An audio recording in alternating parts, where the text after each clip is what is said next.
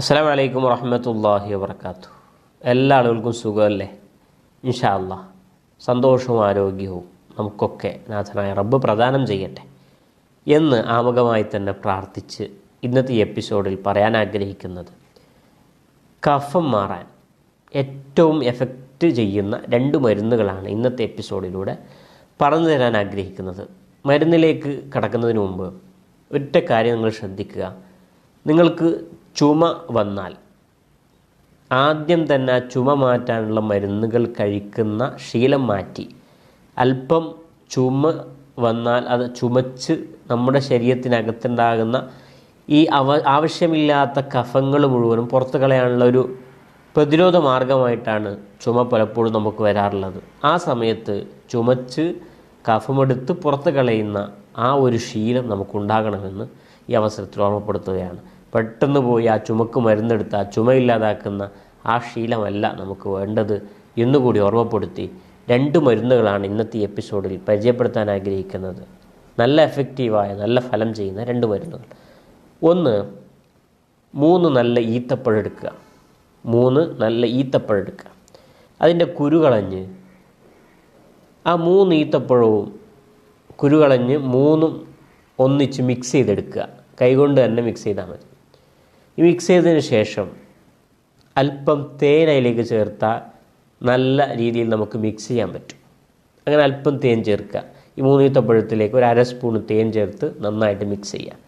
ഈ മിക്സ് ചെയ്തുകൊണ്ടിരിക്കുമ്പോൾ തന്നെ നല്ല ഒറിജിനൽ മഞ്ഞൾ പൊടിച്ചു വെച്ച് അതിൽ നിന്നും 1 സ്പൂൺ മഞ്ഞളും ഇതിലേക്ക് മിക്സ് ചെയ്യുക. എന്നിട്ട് ഈ മഞ്ഞളും ചേർത്ത് 3ഉം ഒന്നിച്ച് നന്നായിട്ട് മിക്സ് ചെയ്യുക. ഈ മിക്സ് ചെയ്തതിന് ശേഷം പ്രിയപ്പെട്ടവരെ, അതിൽ നിന്ന് അല്പാൽപമായിട്ട് നാം കഴിച്ചുകൊണ്ടിരിക്കുക. കുറച്ച് സമയം കഴിഞ്ഞ് അല്പം കഴിക്കുക, പിന്നെ കുറച്ച് സമയം കഴിഞ്ഞിട്ട് അല്പം കഴിക്കുക. ഏതായാലും ഏറ്റവും നല്ല ടേസ്റ്റും കൂടി അതിലുണ്ടാകുമെന്നത് തീർച്ചയാണ്. ഈത്തപ്പഴമാണല്ലോ. അപ്പോൾ ആ രീതിയിൽ നമ്മളെ കുട്ടികൾക്കാണെങ്കിലും അല്പാൽപമായിട്ട് കൊടുക്കുക. കൂടുതൽ കൊടുക്കണ്ട, അല്പാൽപമായിട്ട് കൊടുക്കുക. തീർച്ചയായിട്ടും തൊണ്ടയിലും നെഞ്ഞിലും ഒക്കെ ഉണ്ടാകുന്ന കഫങ്ങളെ എടുത്തു കളയാൻ ഈ മരുന്ന് ഏറ്റവും നല്ല ഫലം ചെയ്യുമെന്നതിൽ ഒരു സംശയവുമില്ല. നിങ്ങളൊന്ന് ഉപയോഗിച്ച് ഈ വീഡിയോക്ക് താഴെ കമൻറ്റ് ചെയ്യാം. രണ്ടാമതായിട്ട് പരിചയപ്പെടുത്തുന്ന വിഷയം എന്ന് പറയുന്നത്, 1 സ്പൂണ് ഇഞ്ചി നീരെടുക്കുക. 1 സ്പൂണ് ഇഞ്ചി നീരെടുക്കുക. അതോടൊപ്പം നാം എടുക്കേണ്ടത് 1 സ്പൂണ് ചെറുനാരങ്ങയുടെ നീരാണ്. അപ്പോൾ 1 സ്പൂണ് ചെറുനാരങ്ങ നീരും 1 സ്പൂൺ ഇഞ്ചി നീരെടുക്കുക. എന്നിട്ട് അല്പം വെളുത്തുള്ളി എടുത്ത് തൊലി കളഞ്ഞ് നന്നായിട്ട് പേസ്റ്റ് രൂപത്തിലാക്കുക. എന്നിട്ട് അതും 1 സ്പൂൺ എടുക്കുക. അപ്പോൾ 1 സ്പൂണ് ഇഞ്ചി നീര്, 1 സ്പൂണ് ചെറുനാരങ്ങ നീര്, അതോടൊപ്പം ഈ വെളുത്തുള്ളി പേസ്റ്റ് 1 സ്പൂണാണ്. ഇത് 3ഉം ഒന്നിച്ച് മിക്സ് ചെയ്യുക. അതിലേക്ക് 1 സ്പൂണ് നല്ല മഞ്ഞളിടുക. മനസ്സിലായല്ലോ? ആ മഞ്ഞൾപ്പൊടിയിട്ട് 1 സ്പൂൺ മഞ്ഞൾപ്പൊടിയിട്ട് നന്നായിട്ട് മിക്സ് ചെയ്യുക. ആ മിക്സ് ചെയ്യുമ്പോൾ അതിലേക്ക് 1 സ്പൂണ് നല്ല തേനും മിക്സ് ചെയ്യുക. ഈ 4 മരുന്നുകളും ഒന്നിച്ച് മിക്സ് ചെയ്തിട്ട് പ്രിയപ്പെട്ടവരെ, വെള്ളം ചേർക്കണ്ട, മറ്റൊന്നും ചേർക്കണ്ട.